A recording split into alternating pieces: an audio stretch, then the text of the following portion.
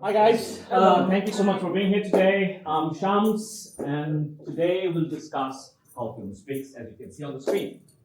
And the purpose of this particular seminar, or lecture, is designed in a way so that you get the best help for your own assignment that you're doing, how films are speaking to you that we are watching every week, because you're writing assignments, whether in the form of reflection essay or podcast, or whatever form you use.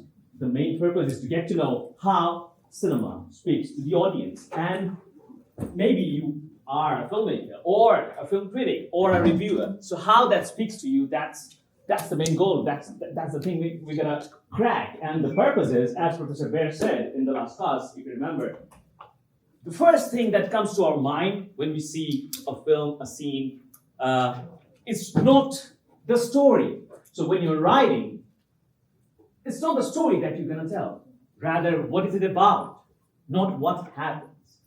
By which it means you are interpreting, you are deciphering or decoding the message, the visual language that we see on screen. And the thing is, while doing that, we got to know definitely the visual language, and we'll talk a little bit of those visual languages, how it functions. And in short, we call it mise en scène in French. In English, people also say mise en scene. And to talk about mise en scène, we got to talk about everything, actually, right? Whether you want to be a film critic or a film reviewer or a filmmaker, you got to know camera movement, editing, color grading, and composition, everything, blocking, how camera, the whole apparatus, characters, everything kind of positioned on screen, on frame, and how that speaks to the audience, and how everything aligns into one whole unity. And that's what we are going to try with a few examples from a few films. Most of the films I assume that we have watched, and even if we haven't, that's fine.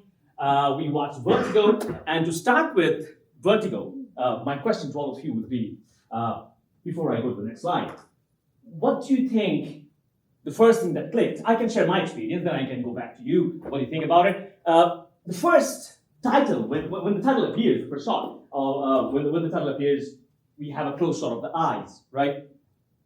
Have you all watched Vertigo, by the way?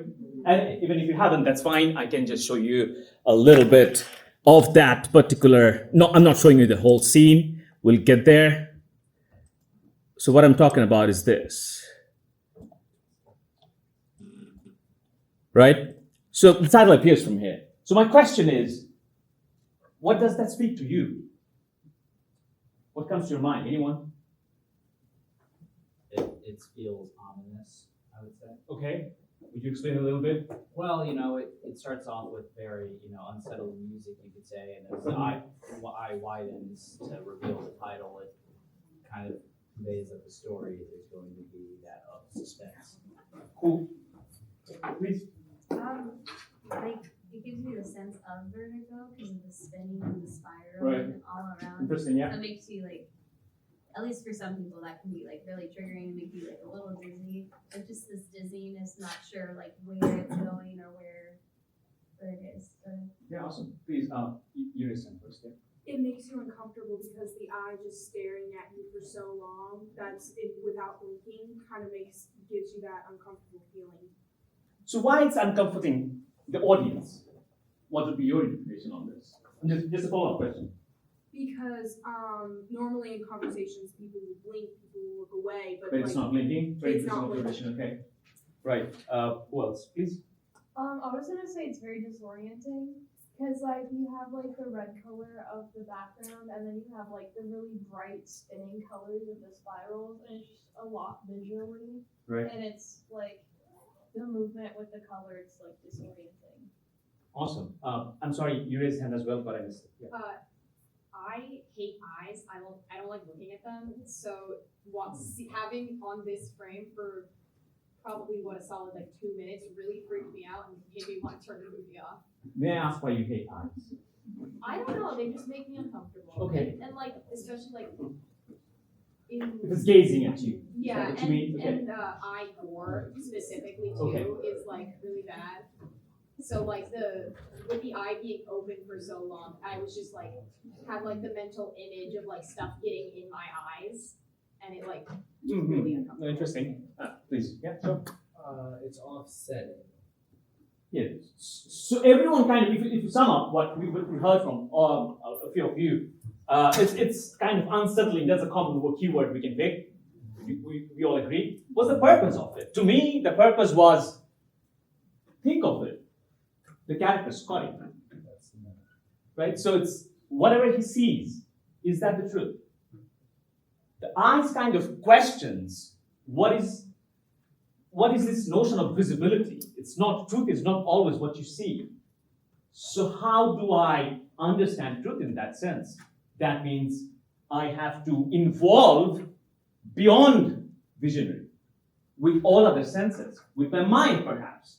It kind of provokes us to think beyond what is only visual, but involve or engage with it with your mind as well, so that you can decode. So this is a very wonderful film because to me, it unsettles, and that's the purpose of it. And the unsettling experience for audience is so that we start thinking. You have seen in the last class those notions of, for instance, right to left and left to right and what that means. So all those mathematical, all those interesting crafting of Hitchcock. The purpose was, it was not explicitly visible, right? Very less dialogues we had. Definitely the music plays a huge role here. And everything is in a loop, why it's repetitive, so that it makes us think deeper. It kind of invites the audience to be imaginary, to engage more than with your eyes. By which I mean with mind, and by mind I mean with all the other senses if possible. Make sense what I'm saying? So that's kind of hit me. And then you start watching it. And definitely it goes in a loop, and we get kind of a repetitive, cyclic sequences, which is also, as one of you mentioned, about the notion of vertigo dizziness. And the title speaks or sums it up, the whole thing that you all just said right now.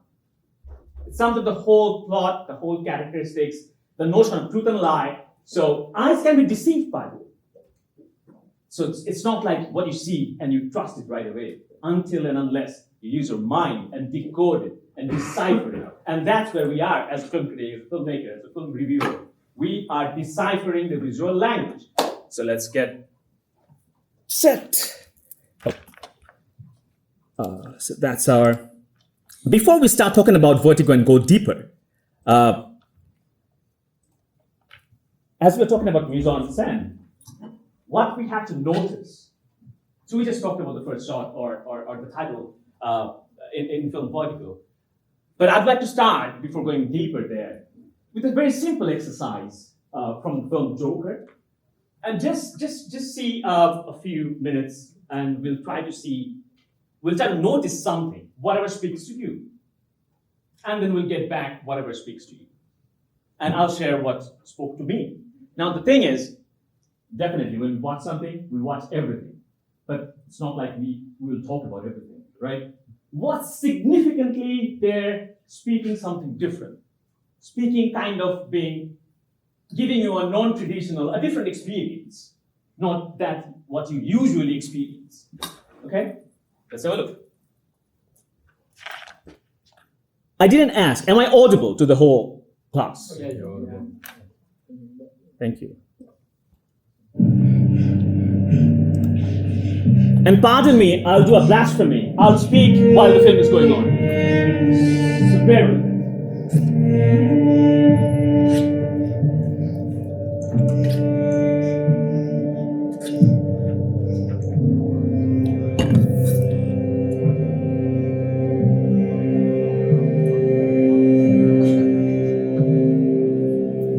So do you ask yourself when you watch something, we'll watch it definitely a little bit more, don't worry. Just giving you some heads up, just hinting how to see. So we are kind of training our own eyes, right? And it gets trained with watching better films and films and films. That's how we do it. The question I was about to ask, you don't have to answer it. Just giving you some thoughts. Why the title was full screen? You know, we see titles in different ways in different films. Here, throughout the whole film, the camera low angle, the character is lying down there and kind of tracking back, and the whole screen has the title. Think about it, why? You don't have to answer it.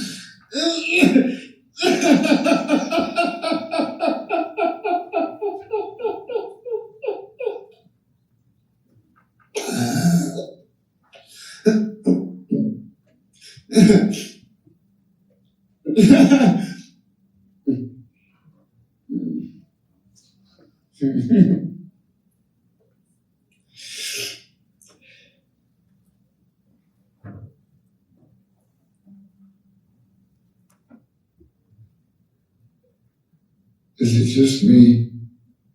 Or is it getting crazier out there? So we'll watch a little bit more. It's important to pause actually and to reflect what we just have seen. Whenever we see something interesting, creative, think about the design that is not visible here. So the film started with a close shot, not with establishment shot. We haven't seen the whole space yet, right? We saw two characters, close shot of the Joker, and not in a straight 90-degree line, right? In a kind of a 30-degree close shot. This is the first time we see almost an over-the-shoulder shot. So like two characters sitting right here, and if is the Joker, camera is right over my shoulder. That's the first shot. And before that, all the Joker close shots you have seen were 30 or 60 degrees from here. Make sense what I'm saying? And think why. Here is the first time he made an eye contact with the therapist. And here we see him straight line, like over the shoulder shot from the therapist.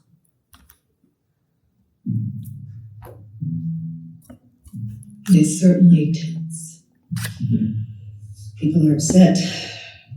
They're struggling, looking for work. These are tough times. How about you? Have you been keeping up with your journal? This is the first time we saw the establishment shot of the whole scene, the setting. Great. Did you bring it with you?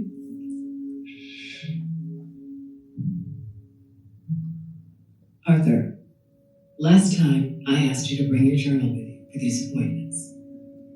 Can I see it?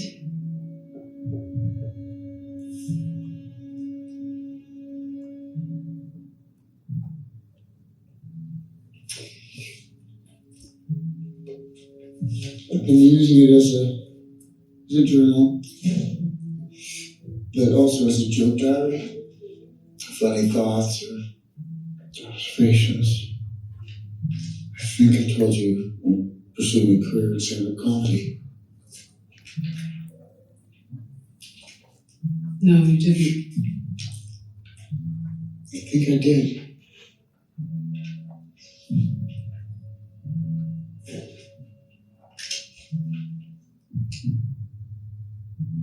I just hope my death makes more sense than my life.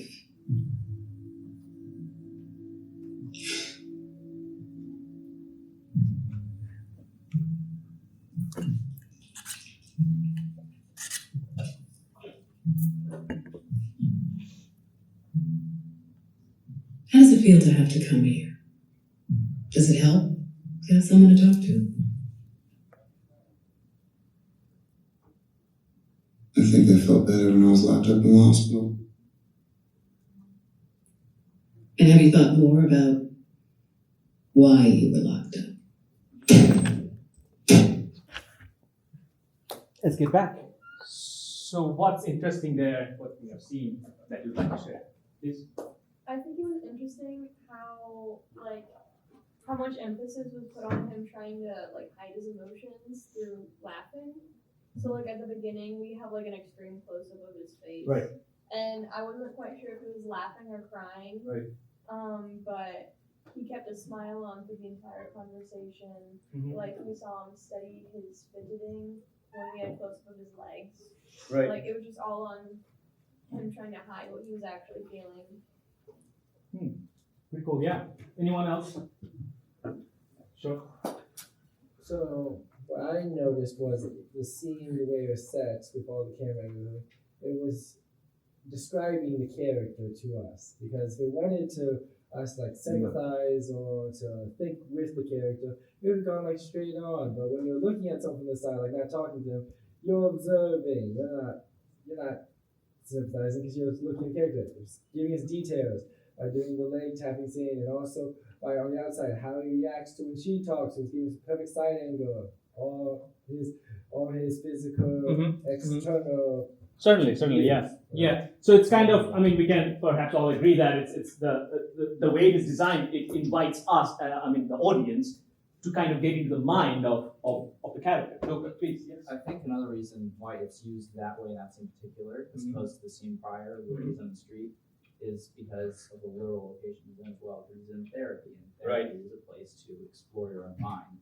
And so we, the audience, are exploring his mind as he. Cool. So, Yeah. Anyone else? Please. You kind of see the collaboration of the like script and production design, because when there's a wider shot of the whole room, there's all these files showing that he's not not the only patient there. And when he says when she's like, "Oh, you didn't tell me this," and he's like, "No, I think you did." It with the production design, you see that he's just one in many case files. That it's not like the person might care but not be as invested in him as he thinks that they should be. Thank you. You want to say something? I guess I was also going to say about the production design. I thought it was interesting how everything was very claustrophobic and cluttered, and there's no room to breathe. There's no room to breathe and stuff. It's like there's stuff everywhere. Right. Small room, dimly lit. Right. Bingo. I mean, this is also kind of relates to what you just said about the space, about the therapy session space. Yes. Talking about the first scene, I thought it was interesting how they juxtaposed how colorful he was to the rest of the world. He has all his clown makeup on, his signs yellow, and everything around him's either black, gray, and it kind of shows you that he's more animated than the rest of the world around him. Bingo. Yeah. Please, someone from the back. I kind of thought there was a strong disconnect between the therapist and Joker. Like, obviously, the dialogue, like him hiding the emotion, but like even him not wanting to give up the journal, but or not remembering he wanted to be a stand-up comic, and the dust being cluttered. Yeah. Thank you for bringing up the notion of journal. So I would like to say the trembling shot when people were trembling, and the journal handwriting close shot, to me felt like the same thing speaking to the audience. What's going on in his mind, how the character is. Anyone else would like to speak? Yeah. I was gonna say it's interesting how it says is it just me or things going crazy out here, or have things started going crazier out here, and then it shows the room and it's a complete mess, and he's obviously distressed, and it's seems like there's a lot of craziness within the room, let alone what's going on out in the world. Yeah, and it also connects to what we just heard, the disconnection and our outside real world. And talking about real world, what kind of intrigued me in this scene that I'd like to share with you. Have a look at the clock in the next scene. This is the next scene. In your mind, make an image of it. And now let's get back to here. There is a clock shot. Just bear with me until I find it.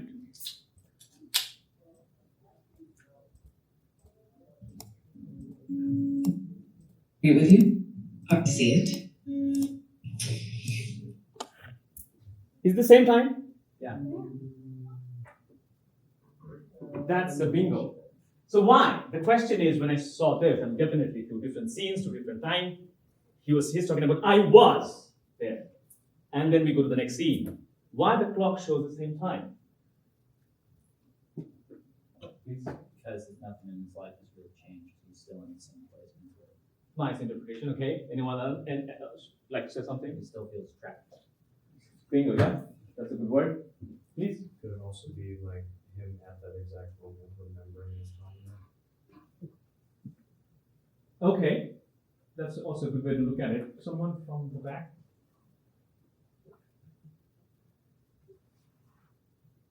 No? put your hand in. No. Please, yeah. It shows that there's no transition in time between the two events from his perspective. Okay. It's really immediate. So the notion of time, we have to understand in this case, the way we live regular normal life, that's a linear timeline, right? Linear, like you can date today, tomorrow, Monday, Wednesday, and what's on. But for the character, to understand this character, if the audience needs to get into his mind, we cannot understand this non-linear character from a linear time zone. For him, time has stopped. It's called vertical time, by the way. Philosophically, you can look into it. What is horizontal time, which is a linear time, and what is vertical time? He is in a different time zone. He is not in the linear time zone mentally. Physically, yes. And that's how the disconnection happens. Make sense what I'm saying? Vertical time is people can, so if I have to explain, anyone knows what is vertical time? You know it, please? Isn't it when time is like parallel, not like straightforward, but more so shifting things that are happening in the same time? No, it's kind of like it relates to theory of relativity as well. It's when time stops.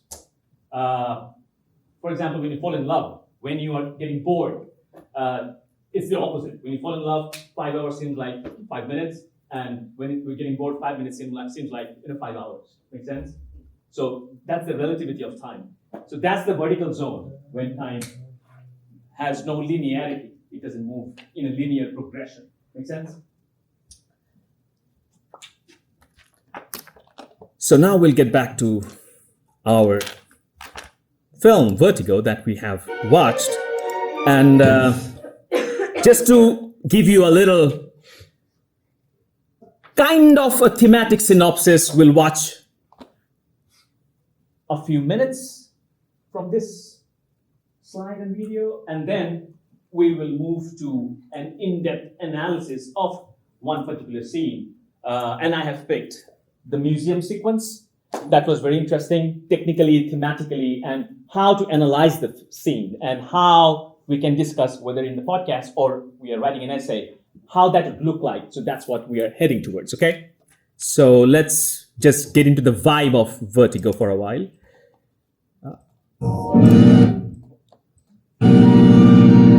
We have to talk about the title itself. Vertigo is a condition described as dizzying, swirling sensation as if the world around you is spinning. The spirals in the opening credits instantly evoke this sensation. But Hitchcock wouldn't be Hitchcock if he left it at that. Even before the movie truly begins, we hear the idea of vertigo. Listen to the mesmerizing melody in Bernard Herrmann's magnificent score.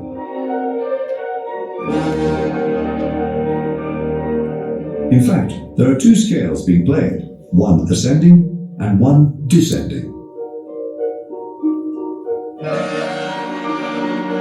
The rising, falling, and repeating notes. It even sounds like a spiral.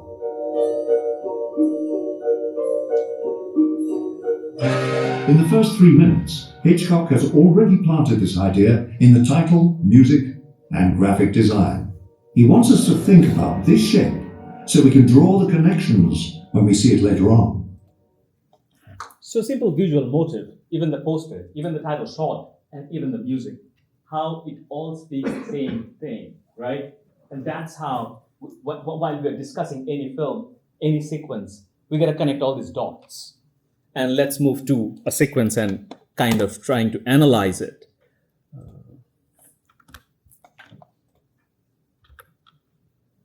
And that's the sequence. Oops. Perfect.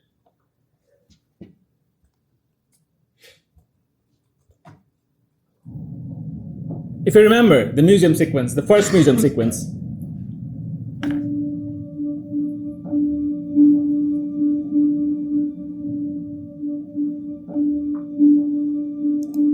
so I'll pause. Now we'll not watch. We'll kind of break it down, what we are seeing here.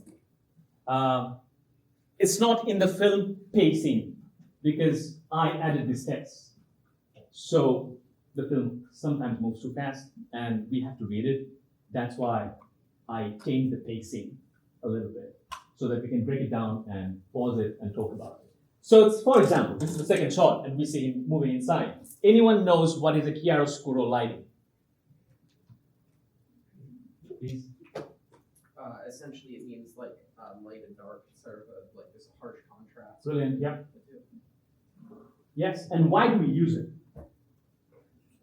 Anyone? Or you would like to share? Yeah. It's like kind of dramatic. It's ominous. Because it's mostly associated with like film noir and like sort of like that kind of tone and stuff. Okay. You'd like to say something? Its use allows you to get focused on what you use light on and darken everything else, making a contrast between what you light up and whatever you leave dark. In that case, building tension between the two. So if you have watched this film, thank you for sharing these notions. We have two kind of binary contrasts, truth and deception, right? And that makes sense with this kind of lighting as well, chiaroscuro, which is an Italian term. It means high light, extremely dark and light. When you place them together, it kind of looks like this. It looks like the light part is kind of popping out, but looks like a little bit elusive as well. And there's a darker part. And who's in the dark? Who's moving from, we have discussed in the last class, from this side to that side, from right to left, right? Our Scotty. Always. And you can have a look at it. The file is also in Canvas, by the way. So when you're writing about a film, talk about the music, talk about this kind of lighting and why they're using it. Not only what happens there, but kind of reason it, why they're using it, right? And if you want to talk about editing, whatever is significant in that particular sequence. For instance, I just picked up for this particular shot, why chiaroscuro lighting is used, because we have a high contrast, not only in lighting, but also in the plot, truth and deception, right? Make sense?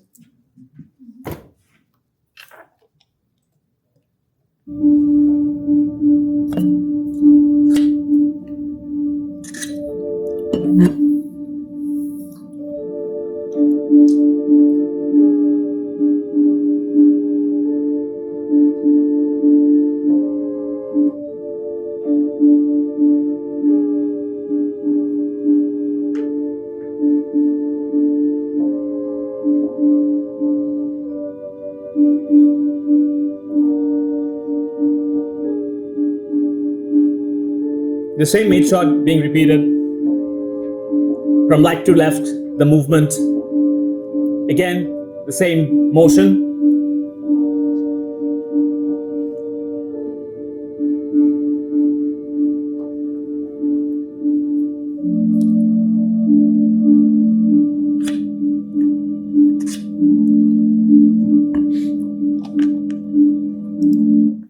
Now my question is,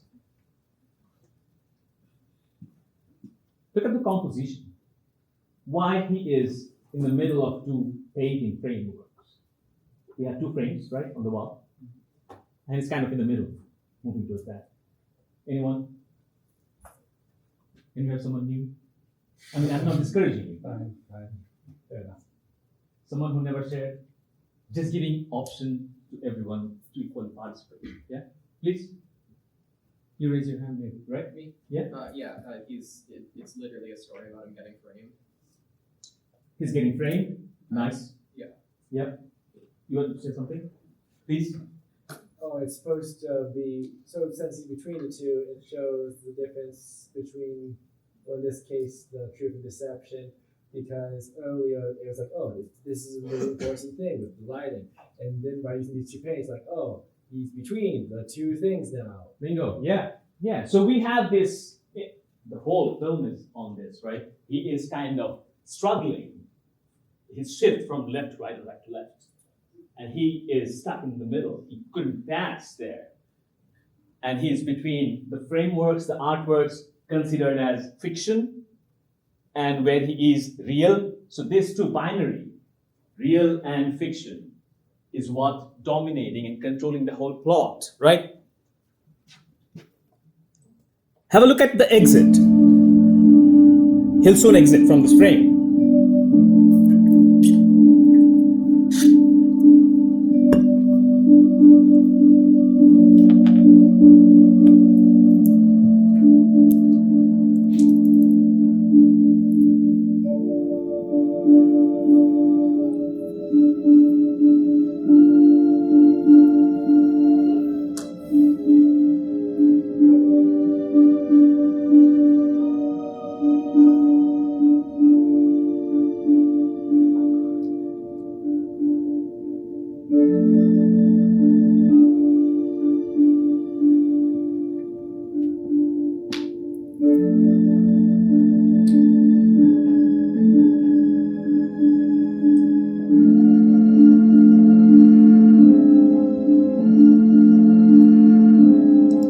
So how did he exit?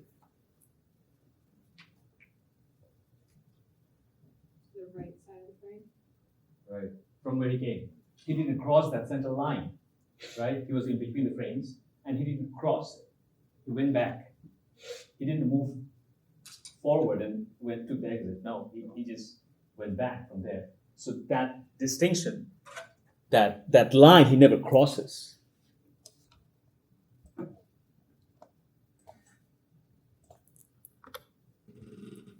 Another interesting film, just referring a different style, what to notice when we write about a film or when we talk about a film. We'll come back to Vertigo again, quite in the end. But now let's have a look at something.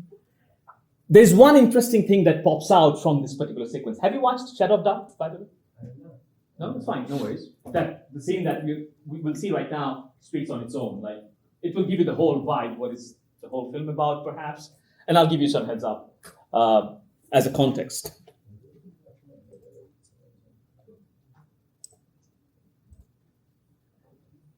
Mrs. Green, the president of our shop, Charles, I promised Mrs. Green, the president of our shop, that you'd talk to the ladies, and she wants to know what you're going to talk about. Well, what am I going to talk about? Lectures usually give them travel or current events, don't they? Oh, Charles, not current events. We get current events. What sort of an audience would be? Old women like myself, busy with our homes, most of us. Women keep busy in towns like this. The cities, it's different. The cities are full of women, middle-aged widows, husbands dead, husbands who've spent their lives making fortunes, working and working. And then they die and leave their money to their wives, their silly wives. What do the wives do, these useless women? You see them in the hotels, the best hotels every day by the thousands. Drinking the money, eating the money, losing the money at bridge, playing all day and all night, smelling of money. Proud of their jewelry, but of nothing else. Horrible.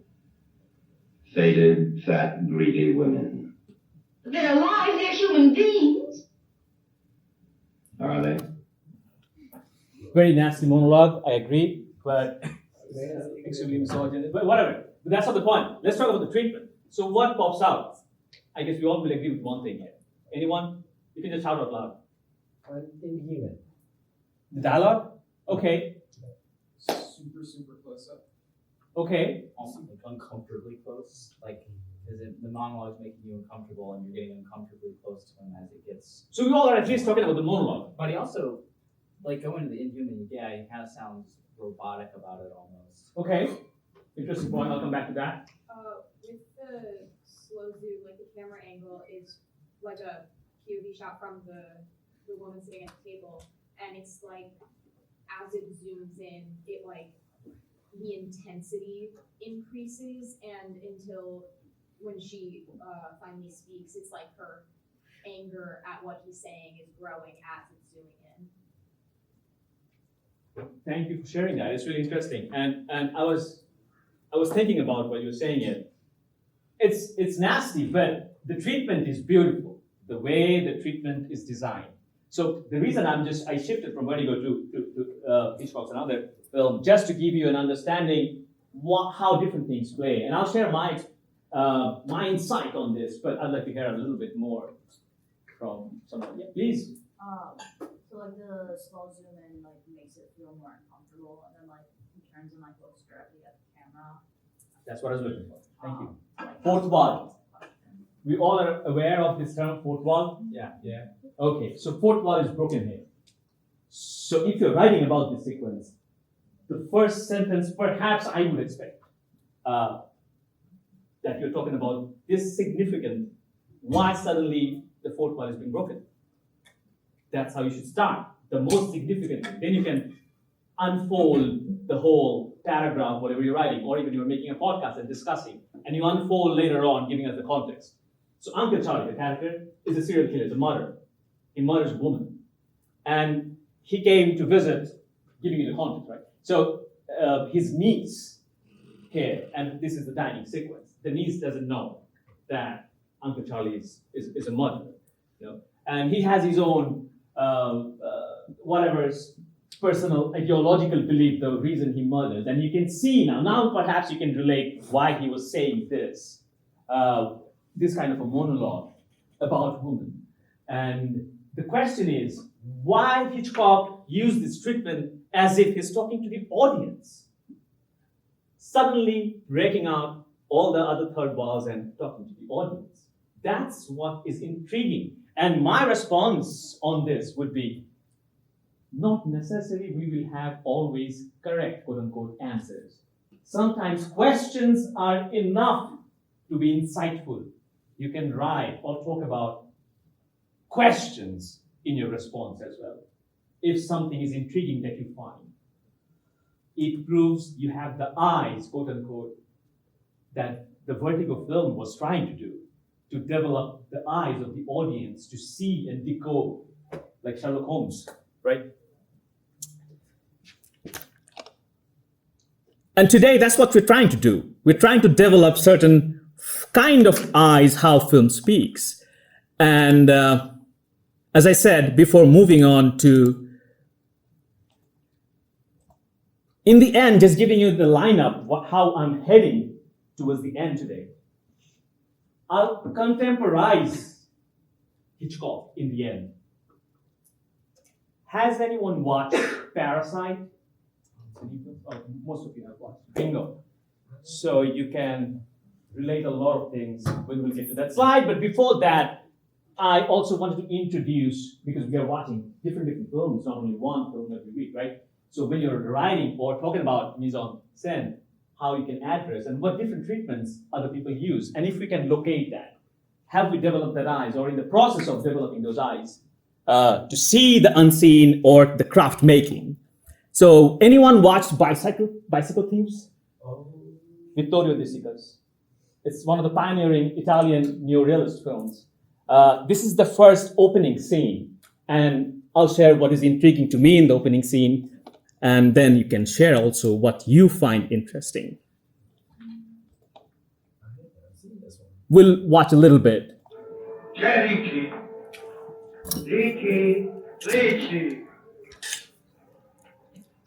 Ricci.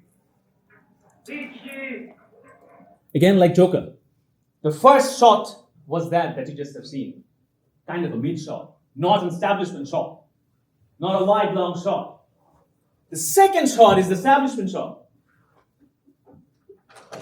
The director, Vittorio, is establishing the setting in the second shot, not in the first shot. So that means something is there in the first shot. It's not a random choice. Something is there why it is designed in that way. We'll get back to it.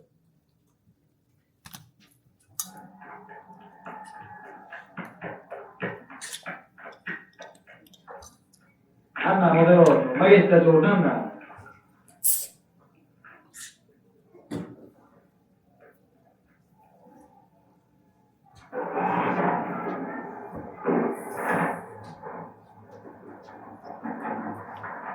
Questo muratore non muore da fare, mettiamo qui con me, come se possibile, io non ce posso fare proprio niente.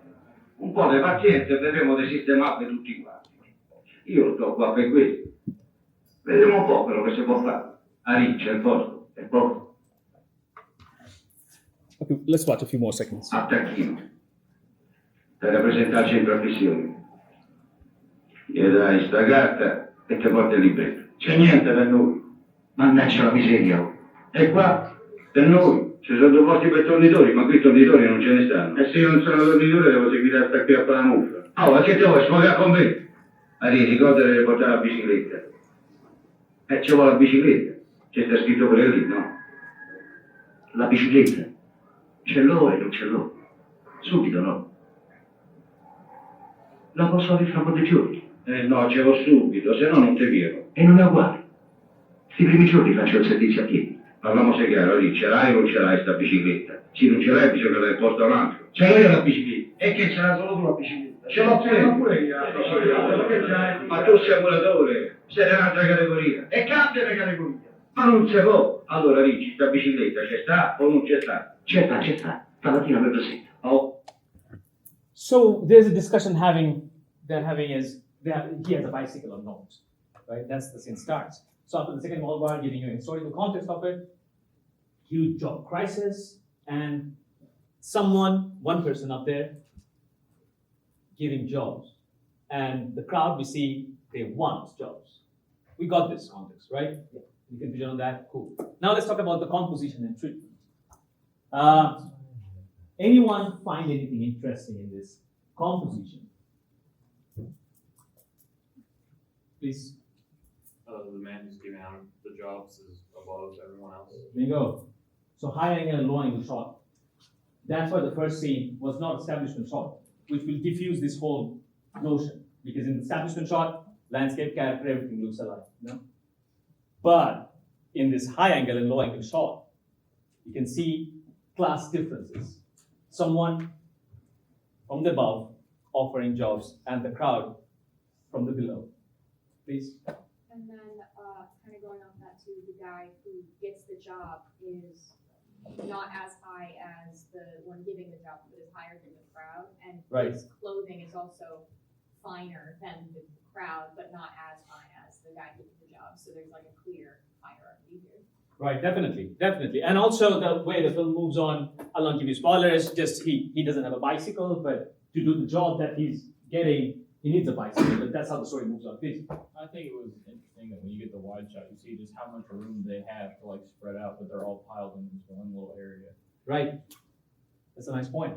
In the establishment shot, it was quite different. Not at all crowded at all, right? Let's move on.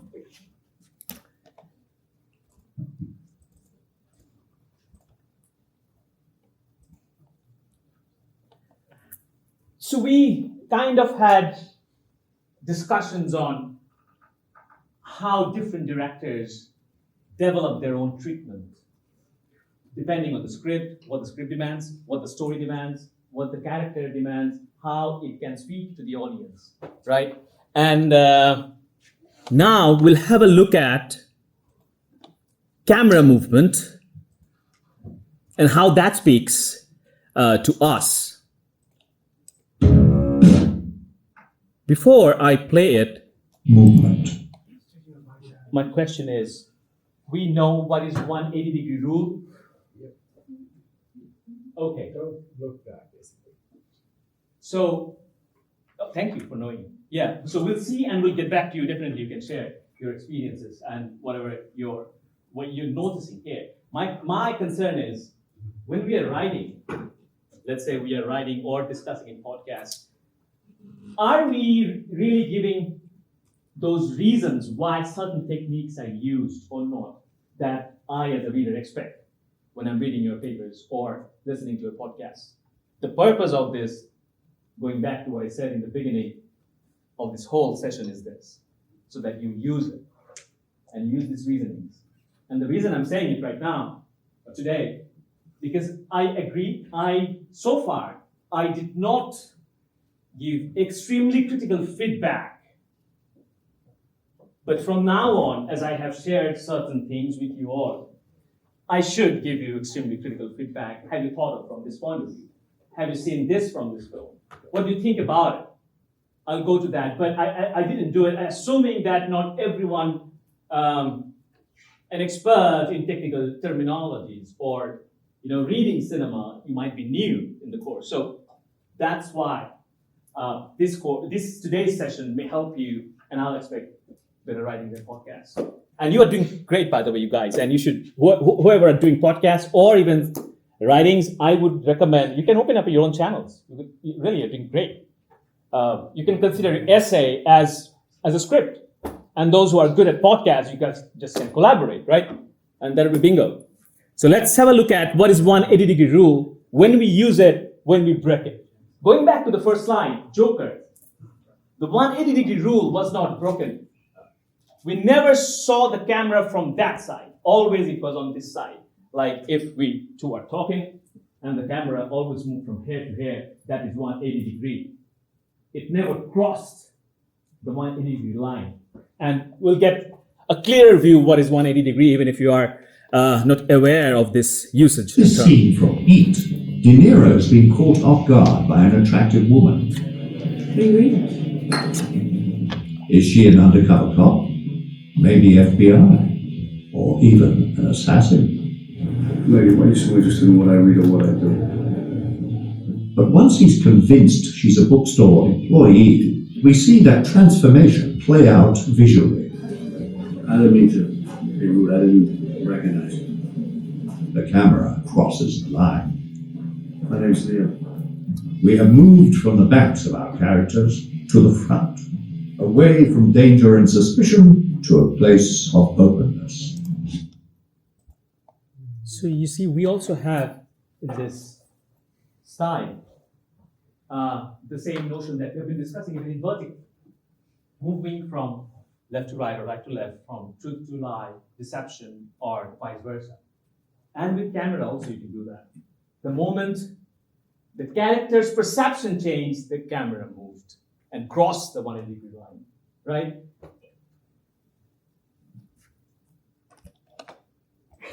Anyone has any confusion about 180-degree rule? No? Good?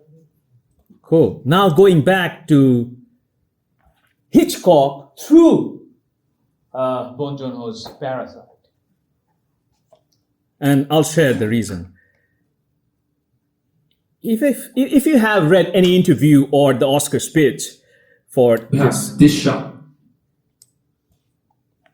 you'd see many similarities, the way he frames the characters, and we see artworks all around, the compositions, architecture, everything. And we'll see a few minutes of it.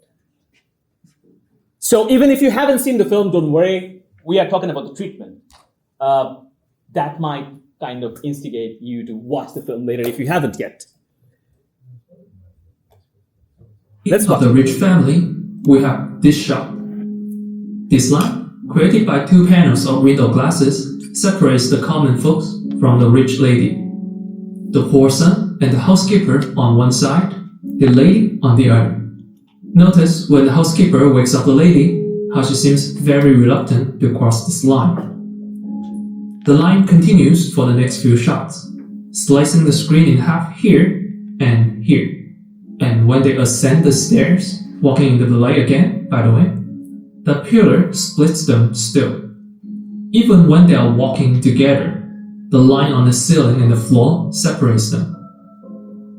Finally, the son manages to impress the lady, and we have this shot. The camera moves. So did you see the inspiration from Hitchcock's, particularly if we talk about architectural stuff, the way the line appears, structured and designed, particularly from vertical. If you remember in the last class, Professor showed us similar kind of architectural design and crafting. So if you can see that, if you can locate that, definitely in the mise-en-scène, you're discussing this. Now it brings us a different question. If you think that so what is mise-en-scène? It's not about only talking about technicalities. Sometimes also comparative analysis is called a film analysis too. You can compare different films. Now the thing is, why, anyone would like to share, why do you think Parasite resonates with Hitchcock's style? Anyone knows? Please. Well, I'm not certain about this, but I'm pretty sure it's due to the fact with most of Hitchcock's films, specifically in political, when we're going off, we're talking about the main character Vickers says strong, with like one weakness man, who's very based off the movie adjustable, influential. That's the word I'm looking for. Well, in this case of Parasite, the man is also influential by circumstances, changing his perspective and his area over the course of the whole story. And that change allows them to resonate with different characters in their movies. Sure. So one thing, yes, I mean, we have a notion of inspiration, or I mean, if you read or watch any interview, Bong Joon has said Hitchcock was the inspiration. And I'll show you some more comparative stuff with Hitchcock and Bong Joon's.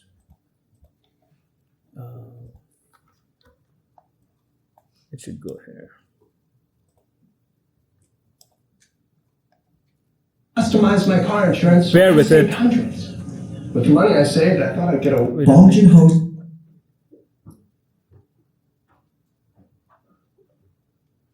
Ong has mentioned several. So the treatment of class difference as well. For instance, in Victoria de Sica's bicycles, the high and low composition we talked about. The same thing we see in Parasite.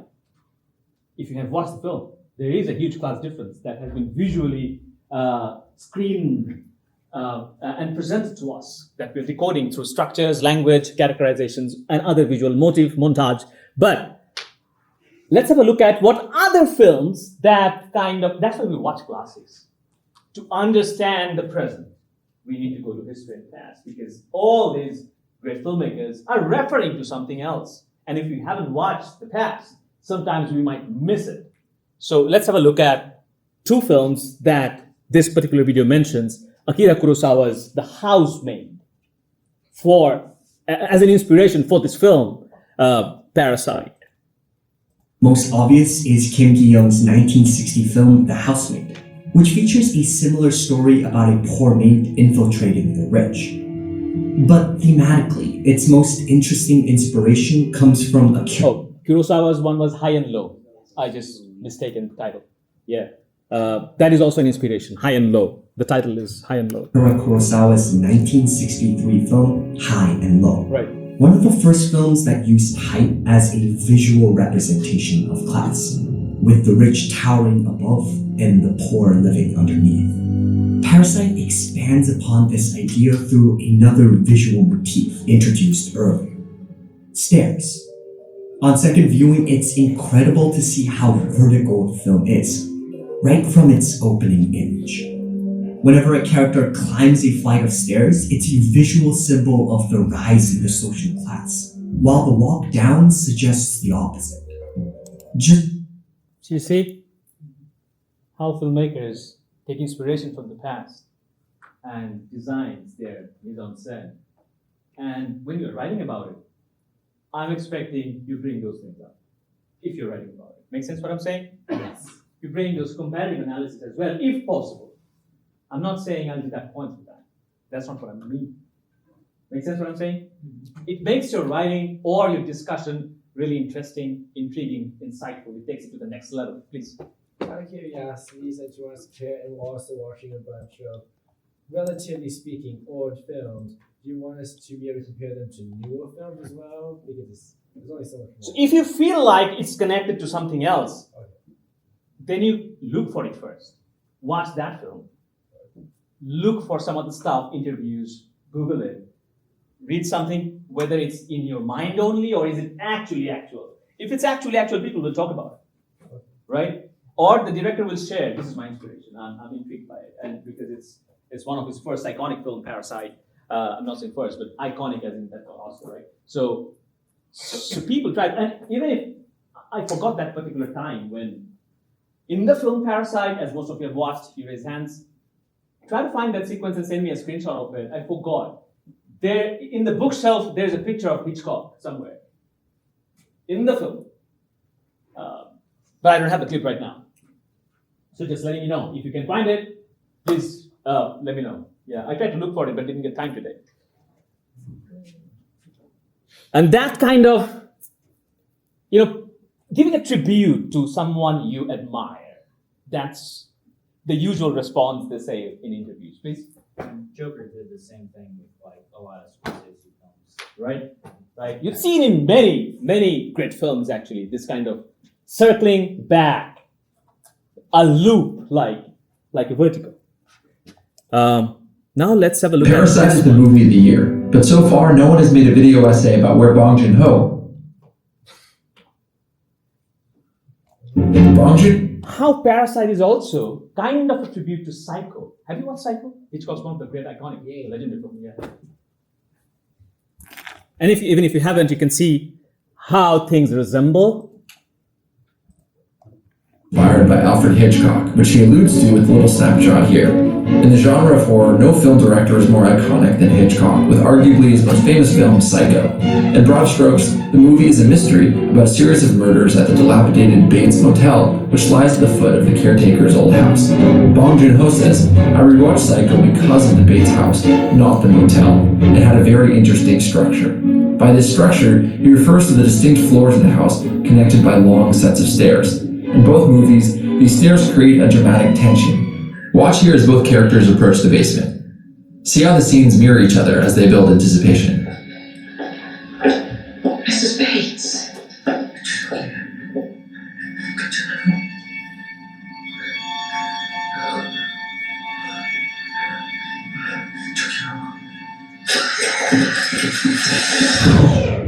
Let's step back. Why does this matter?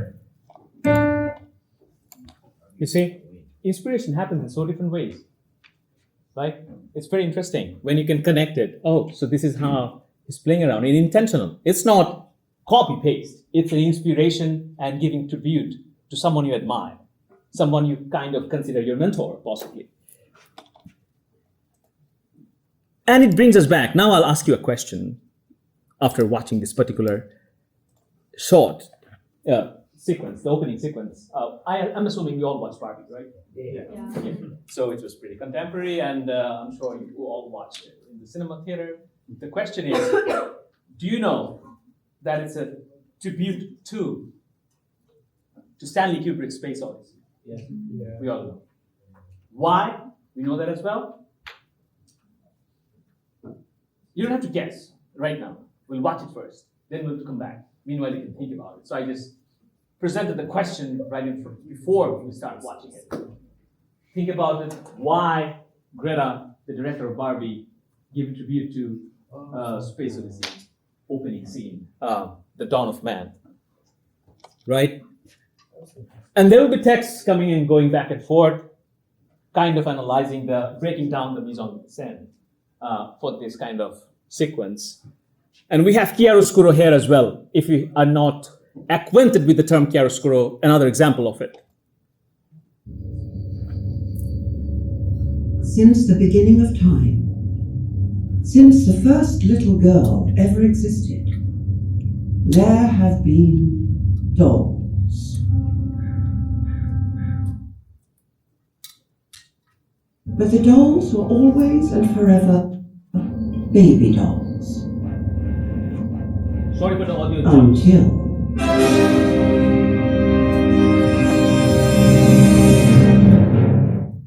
So yeah, that's it, the first opening scene. Hello everyone. Today I'll talk about the book by Laura Marks. Sorry about that. That was another lecture of mine. Yeah. So why is that? Please.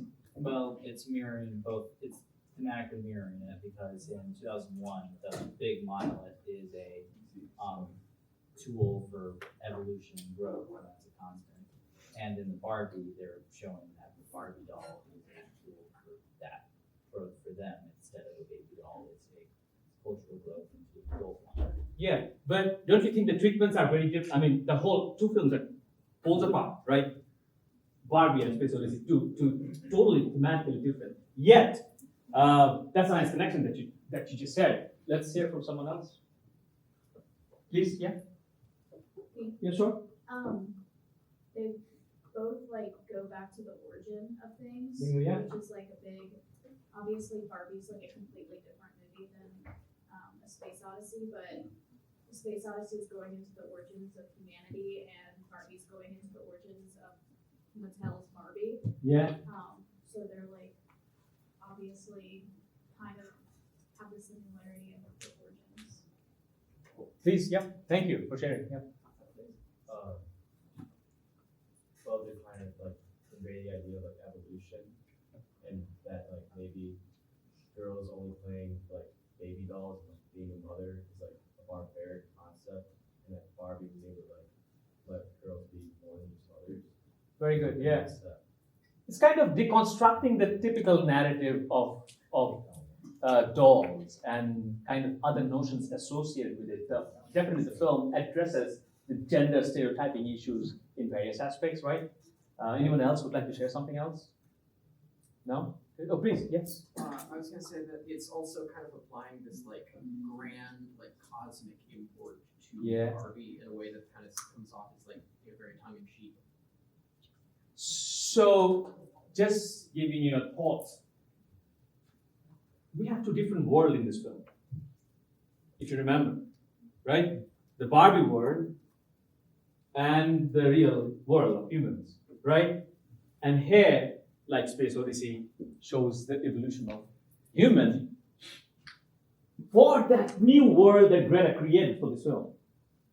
Sharing this opening scene means the evolution of those characters in that world. That's how, because it's a different world. It's not the same world, right? Make sense? So now circle back.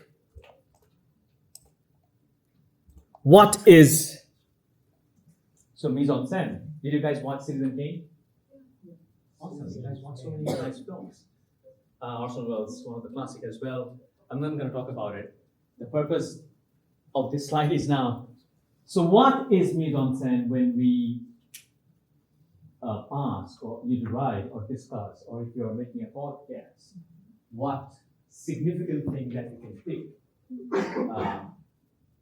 Anyone would like to sum it up if you have to define in brief mise en scène? And don't give definition from the book, please. Yeah. Basically everything that is visible in the shot, from the objects, the characters, the lighting, everything that you see that is presented. And how would you start writing and talking about it? It's a different thing. Feeling a creative artifact and deciphering and talking about it. It's very different. I guess you all have experienced so far. It's tougher when you love it. You become speechless in that case when you love something. You know, so it's tough to separate yourself from yourself. Like as a writer, self versus the self that is a film buff, right? So when we talk about mise en scène, share your experience from the films that you have watched. Just a few of you who would like to share when you submitted your response on mise en scène, whatever films you have picked for that. I don't remember exactly right now. What you haven't written or discussed in podcast, but you could have after today's session, how to see films with different real lenses like our eyes. Anyone who'd like to share? Kind of I'm giving a self-critique opportunity that I discussed La Haine in this way, but maybe I could have addressed that particular style that I didn't do. No one? Please? So I see mise en scène as just really, it's very effective method, and it does well because in movies, mise en scène, trying to think of a good word here, is elaborating the movie. By putting in lots of different pieces for mise en scène, it allows the viewer to comprehend the entire film. In this case, from just one scene right here, you can see almost, you can get an idea of what the film's about completely.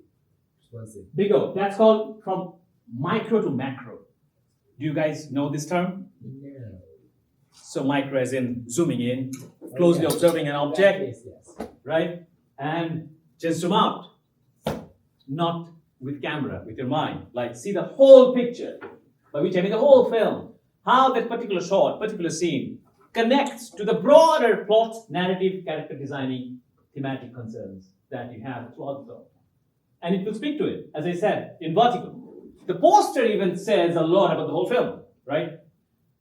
And you can sum it up with one shot, with one poster, with one sequence, and it will kind of resemble. And that's the trait of a good film, or characteristics of a good filmmaker. So no one has any self-reflection. That's wonderful. So you guys think, which is not wrong. Don't get me wrong. What I said and wrote was enough. There was nothing that was missed, right? Or you'd like to share something that, as a self-reflection, you can feel? No? I don't think I can contribute here. Please. I talked about A Little Princess as my portion of the podcast that I did. And I delved into a lot of how she looks when she's in that attic by herself and the different set pieces they use. And after watching this presentation, I wish that I had kind of drawn parallels and seen how different sets she used at the beginning when she was feeling more happy and more alive with her father than when she was lost. Oh, I'm happy to help. Thank you for sharing that. Anyone else would like to share? Now all the hands are gone. Okay, please. I guess that was the thing I could say is I kind of wish there are definitely films that I've watched. Like I think one was Brazil. That definitely kind of reminded me because I kept kind of comparing that tonal. Like when I was watching that, I could compare the tonal difference of that to other movies with similar thematic messages. But that was something I didn't really delve into because I was focusing just on the production design. I didn't think to compare that to like other. That's a nice point you brought up. So maybe the question of the bullet points, right? You have certain instructions. I'll get back to you. I know you raised hand, but just responding to your response. Maybe it's talking about, let's say, asking you editing, production design, or something, one aspect of filmmaking, right? Think of connecting it to the broader aspect. Yeah, and you can. I mean, you can see why they use transition like dissolve or jump cut or this camera treatment. It connects with the script, with the editing, with the plot, with the characterization. It's not like a random choice. Every decision was planned to make it one whole unit of art, right? So think of always connecting, even if you are asked to write about, let's say, editing or production design. There might be other ways to approach it. To talk about production design, I'm not saying you'll not talk about production design and talk about something else. No, definitely no. Please. I had kind of a similar thing with the production design part. I talked about City of Lost Children, and I mentioned how a lot of the lighting is in, like, it's a very green glow to a lot of the scenes, and I kind of mentioned it, but I wish I had gone deeper into that by talking about how green is used in other films and how that made me think, how that influenced my thoughts on this film. Oh, nice. Did you mention how green is used in Vertigo? Because we just recently watched Vertigo. I guess if you have not. No, I was just talking about Okay. the movie, but I could have talked about Vertigo or like Right. The Matrix. Has a Right. lot of green in it. Right. This comparative mindset will really open up the horizon of your thoughts to think of cinema. Because when you're writing as a critique, not as a maker. You might be a maker, you might be a good DOP or an editor. But when you're writing, by writing I don't mean writing only, even if it's a discussion on podcast. And another suggestion that I'll give when you're submitting your assignment, even in writing or in podcast, do ask questions to each other. If it's a podcast, if it's not, if it's a writing only, you can ask questions. How the film kind of presented that question, even if you don't have the answer. And podcast is, whatever form if it's a group work. So if there are multiple people working on it, one suggestion is it would be really interesting if you really throw a question, let's see who picks it up. You know what I'm saying? Make it engaging. So that I also enjoy listening. Yep.